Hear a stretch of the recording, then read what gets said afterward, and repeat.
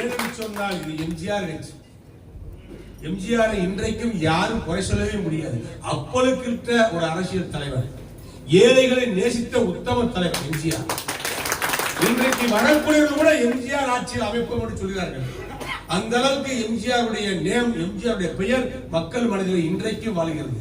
100 ஆண்டுகள் நடந்தாலும் எம்ஜிஆருடைய புகழ் நிலைத்திருக்கும். அதே போல் புரட்சித்தலைவி அம்மா அவர்கள் அனாதையாக ஆதரவு இல்லாமல் பெற்று போடப்பட்ட குழந்தைகள் எல்லாம் தத்தெடுத்து தாயாக இருந்து குழந்தைகளை வளர்த்தார்கள். அந்த தந்தைக்காரை தொட்டில் குழந்தை திட்டம் கொண்டு வந்த அற்புத தலைவர் புரட்சித்தலைவி அம்மா அவர்கள் தாய்க்கு தாயாக, தந்தைக்கு தந்தையாக, ஆதரவற்ற குழந்தைகளுக்கு முகவரியாக வாழ்ந்த தலைவி புரட்சித்தலைவி அம்மா அவர்கள் உருவாக்கி வளர்த்த கட்சி அதிமுக.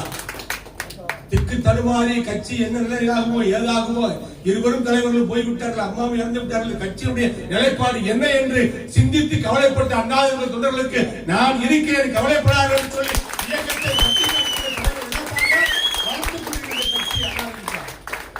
நல்ல ஒரு தலைவர்கள் உருவான கட்சி, உருவாக்கி கொண்டிருக்கின்ற கட்சி, நல்ல ஒரு தலைவர் எடப்பாடி கையில் இருக்கின்ற கட்சி.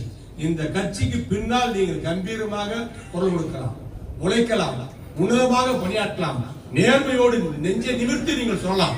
இதை செய்யுங்கள், எங்களுக்கு இரட்டலைக்கு வாக்களியுங்கள், எங்கள் கூட்டணிக்கு வாக்களியுங்கள், முதலமைச்சர் இந்த ஊருக்கு இதை செய்வேன், இதை நான் செஞ்சு கொடுப்பேன் என்று தைரியமாக நீங்கள் சொல்லலாம்.